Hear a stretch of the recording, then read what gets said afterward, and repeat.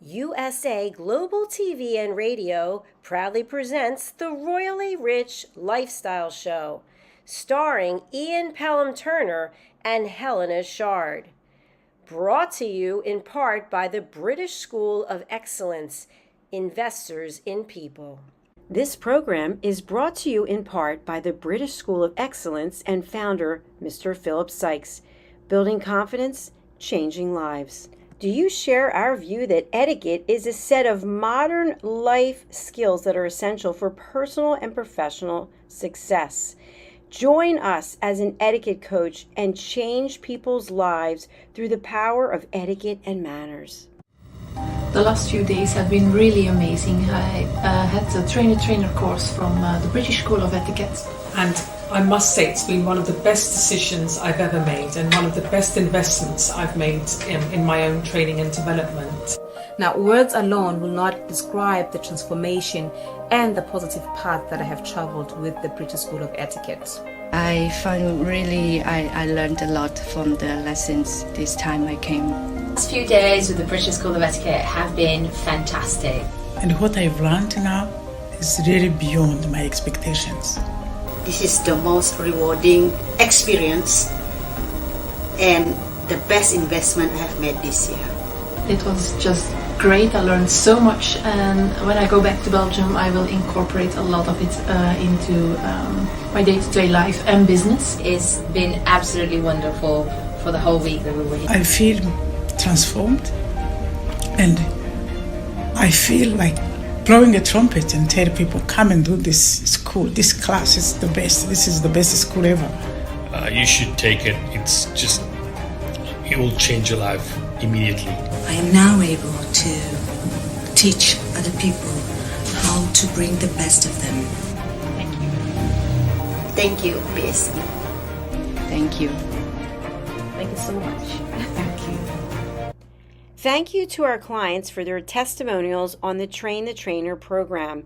Our exponential and global growth is so significant that we've evolved from the British School of Etiquette to the British School of Excellence, where we're investors in people. Let us invest in you and your career. Contact us to become an etiquette coach. Go to thebritishschoolofexcellence.com. Start your career and elevate your success today.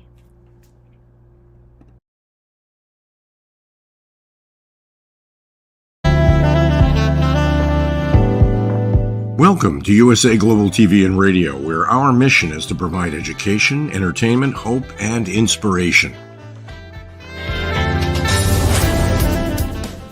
USA Global TV and Radio connects you with experts and audiences all around the world every single day to help you succeed in business and to live a richer life. Visit us at usaglobaltv.com to learn about career and life-changing training and mentoring programs like the Listening Mentor. Subscribe to our newsletter to stay informed about our special programs and offers. Discover how you can become a guest on one of our shows or a host or producer of a USA Global TV and Radio show of your very own. That's USA Global TV and Radio, where the doctor is always in.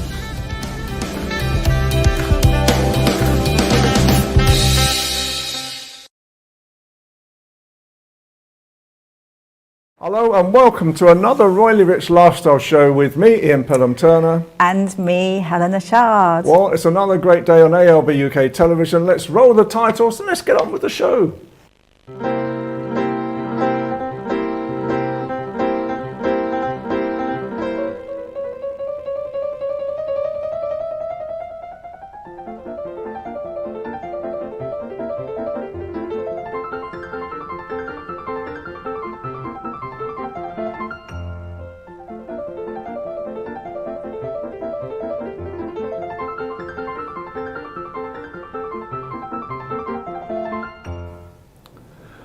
Well, it's got another great week with the Royals. what on earth have they been up to again? Helena, what's been going on? There's been so much going on. So I think starting with the most recent thing that everyone's talking about, I know Fox News was asking about it, King Charles is not speaking to Prince Harry. He's not picking up calls, he's not doing anything. I knew this would come out because it's always a certain time of year and a certain, I think it was the People that put something out. So that's, I think, Harry's People, isn't it? He was saying that he basically is trying to speak to his father and he cannot. But this is now done. Obviously, we don't know the complete truth about everything, and we don't know if it's 100% true. But he is wanting his full-time security protection, police protection reinstated, as we know. He thinks his dad can wing it. But obviously, you know, King Charles constitutionally has no government power, and it's down to Ravek operating on behalf of the government. So, and there's loads of different things. I think Harry's got battles going on. He's doing millions of interviews, and I think at the moment they're thinking less is more with the communication. So we will see. I mean, as we know as well, I mean, they're doing another interview, aren't they, with they're doing another CBC. Interview on CD for CBC. Yeah. That's coming up, and they've got another pseudo-royal tour, I think, that's taking place somewhere very dangerous. So it won't come to the UK because it's extraordinarily dangerous. But yeah, so there's lots going on there, and of course tabloids on trial. Again, there was lots going on there. So I don't know. There's a lot of blame game going on, but I think the interview is on Sunday, so we will wait and see. Let's see what happens. Absolutely. But also, Prince Harry is about to inherit a huge amount of money, and this is courtesy of his great-grandma, who was incredibly funny. She was so funny. This is for his 40th birthday that's coming up in September, and I think he's set to inherit something like 8 million. There's money that's been put in trust for all the grandchildren, including William, and it was put in trust in 1994, so before she passed at the age of 2002, at the grand age of 101. But everyone's been talking about how sad she would have been because she absolutely loved Prince Harry. They had such great sense of humour, and they used to do Ali G skits with each other, and it was really, really great fun. So she'd be so disappointed to see almost like history repeating itself. And I suppose by saying that means Edward and Simpson. But, you know, let's just see what happens. It's extra money, and he gets actually more than Prince William, which is unusual, but that's all to do with the fact that obviously William and the Duchy of Cornwall, he sets to make money from the private estate, whereas Prince Harry doesn't.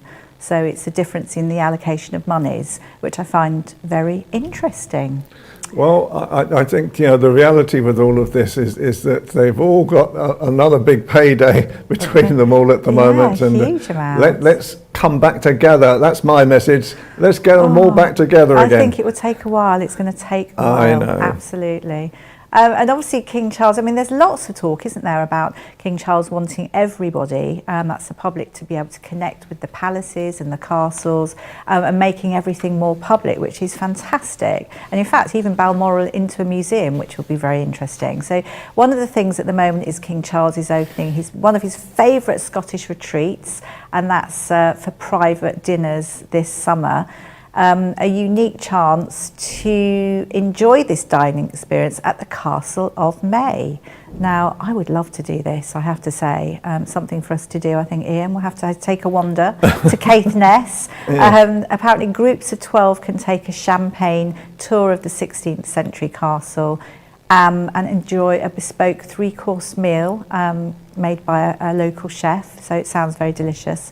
Dinner served at the King's table, in the dining room, which His Majesty normally uses, and obviously an option of a whiskey and gin tasting as well. So, and in the drawing room, and live music from the piper to follow. So, real authentic experience. I love the fact that things have been opened for everyone to try, which is great. And of course, people have always been able to stay at Granary Lodge on site, and that's open whenever King Charles isn't around.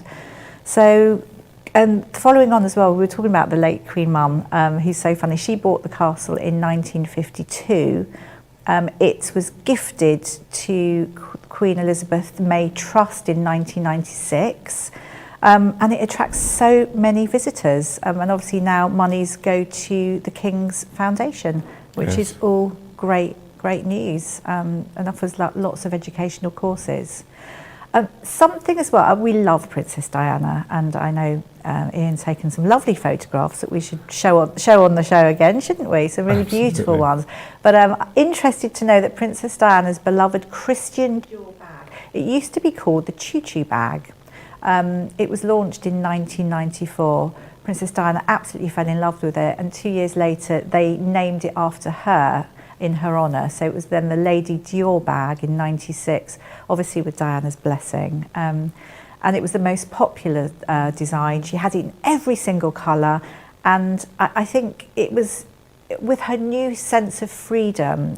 She really became a boss sort of woman status, wearing these wonderful fashion choices, and it really went with her whole newfound confidence and worked with her philanthropic career that she'd carved out for herself.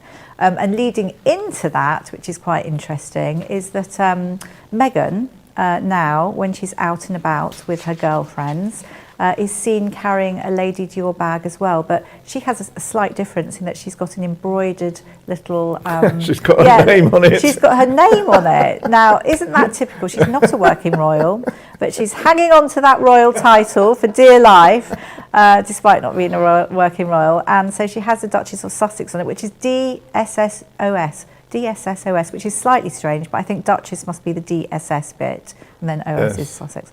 So that's fun. So she has taken over that, which, no, it's always going to be Princess Diana's bag, as I see it. Absolutely. And a fun one as well. So the Society Bible Tatler magazine, a very good magazine, has recently compiled a list of all their best dressed people for 2024.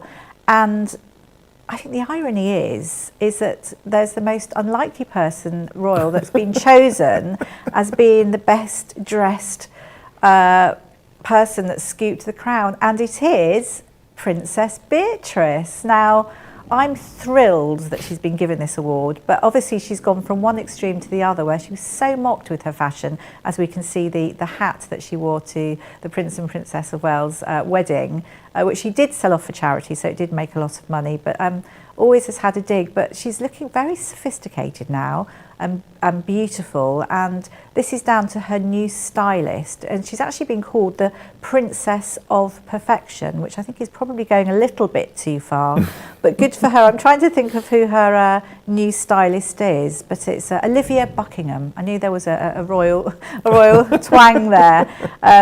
So she is basically her secret weapon, and if clothes can make a woman feel empowered and confident, then that's what clothes should be for. Hear, hear, I say. So good for her. I feel sorry for her sister though, but I guess she's looking stylish, isn't she? I think really stylish at the minute.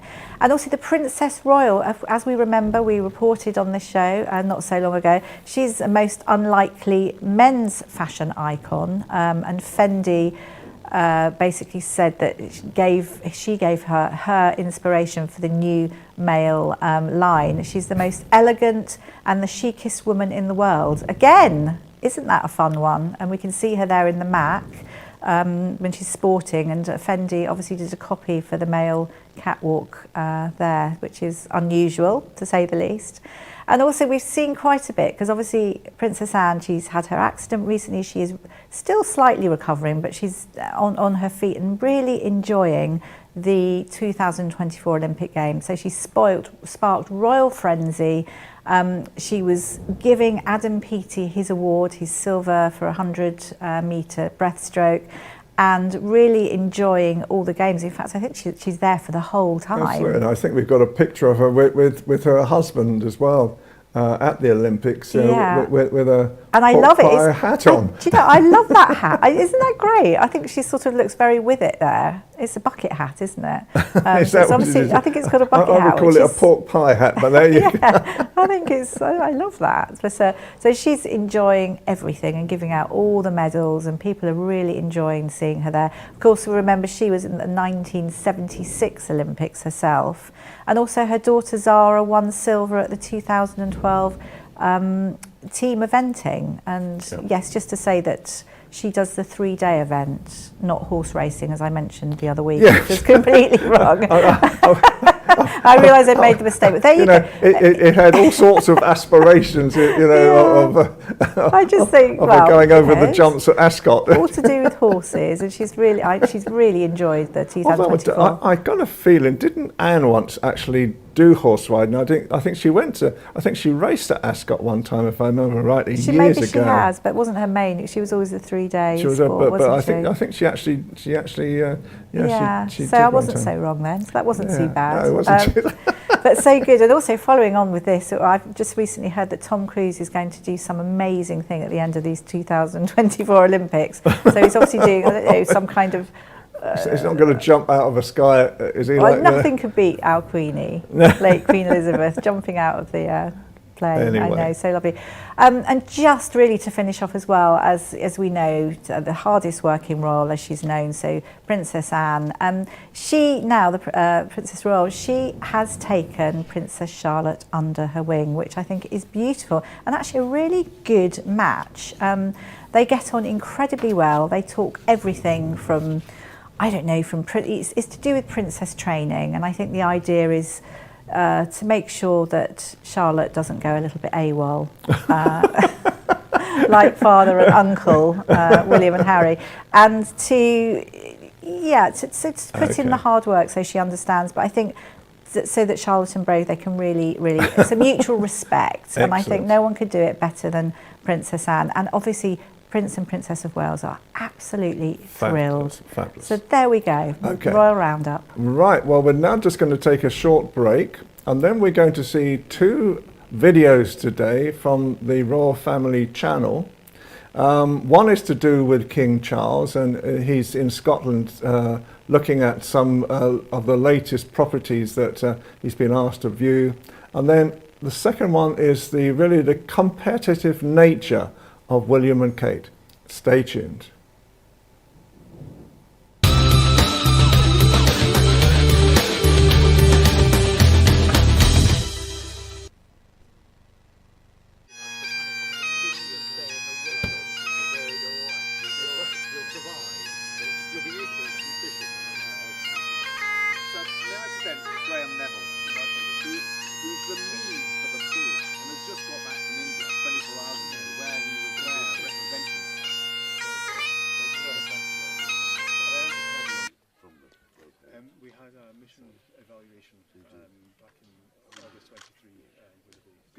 Who worked on the bid in the run-up to it and is now joining the team. I think many would say too long, but that was still him. Well, he covers such a huge area. Biggest in the UK now, sir. He hasn't worn you out yet. Not yet. Huge area. It's right the size of Northern Ireland. Not very many people. Well. Thank you very much. It's a product of many, many years' work from people like Andrew Bridget and many others. I'm good as I can imagine that. It's got everything. It's a lot in there, yes. We can give you more if you want. And it has all the details. You're all from Ireland. I'm with Town Council. And Rebecca Tanner, who's also with Town Council. We're all wearing our team colours today. Rebecca's the coordinator. Not every. But it was recognised for the recovery as well. Yeah, I mean, for us, there's a significant Some people are here, some people aren't. In each project, it's almost like you keep the projects built layer upon layer until we're here with this. It's fantastic. It's fantastic for the whole country. I got this a date. Yes. Thank you so much. Good work.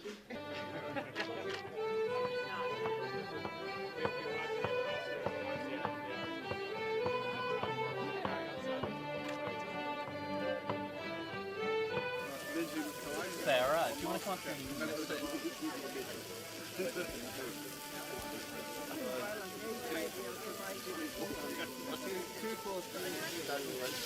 Slowly cook down, and we've got that is from the wall of the stable, a nice part of the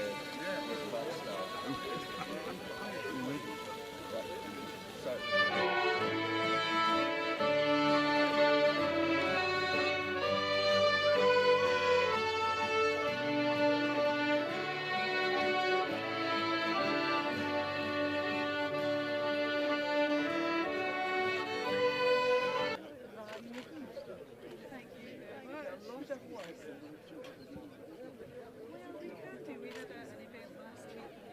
front of the midget.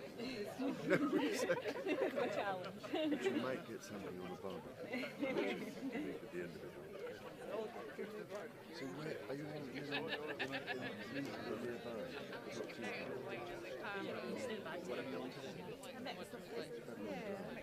Keith was a...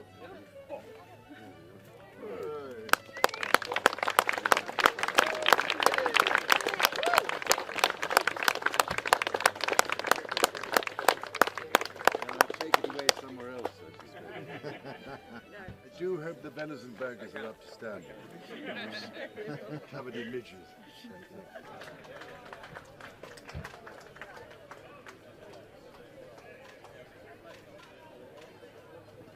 45 seconds. Right, you're 10 seconds in.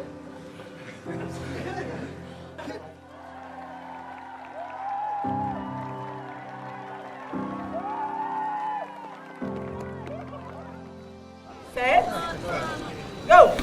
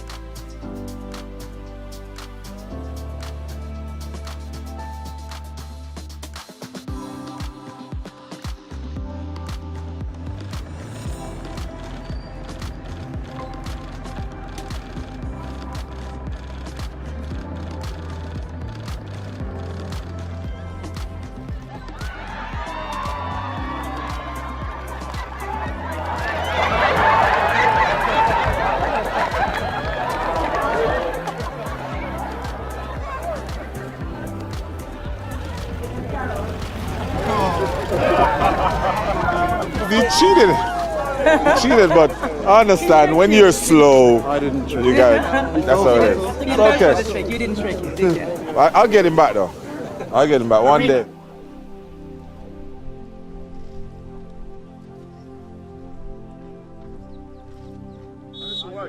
Look, look, look! Put up on me, what?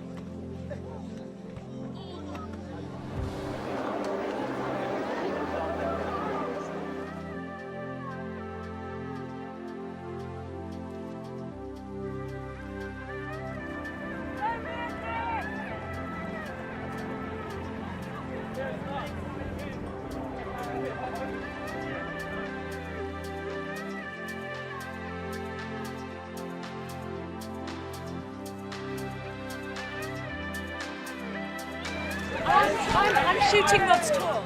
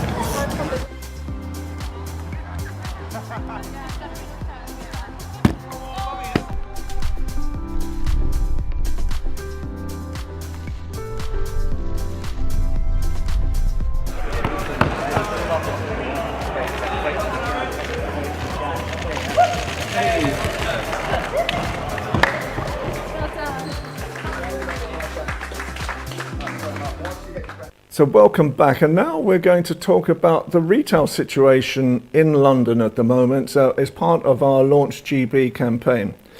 So first of all, retail at the moment is very important for producers and customers because it stimulates tourism. It's been estimated nowadays that London households spend £160 a week in retail. It provides 400,000 individuals and offers many part-time roles for work as well. 54% of retail employees are women. Employment in 43,000 establishments, and Oxford Street, as we are seeing now, is the busiest shopping centre in Europe. The departmental stores in Oxford Street started in the 1870s with John Lewis, and then in 1864 with the very famous Selfridges as well. But nowadays we look upon Brent Cross as one of the largest shopping centres in Europe. What do you think, Helena? Oh, I just think, you know, we know Brent Cross incredibly well, and that was it sort of opened up first in 1976 as the first out-of-town retail outlet, and I have to say it's really pretty good. It's got all the main shops in it. It's really, I think it's really good fun. It's safe.